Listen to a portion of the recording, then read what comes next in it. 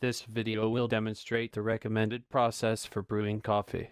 Begin each brew cycle with a clean empty brew funnel and server. Be sure the server lid doesn't interfere with the flow of the water.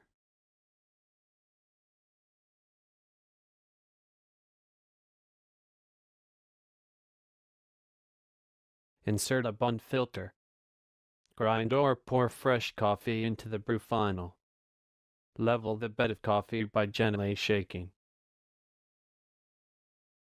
Slide the brew funnel into the funnel rails on the brewer, making sure that it is fully seated in the back of the funnel rails. Place an empty server under the funnel. Press the on-off button. Select a batch size. Momentarily press and release the assigned brew switch. The display will read "Now brewing," which shows the time remaining in the brew cycle.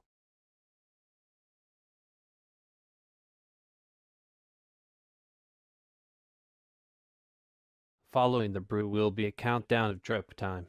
The display screen will read "Dripping" and will show the time remaining.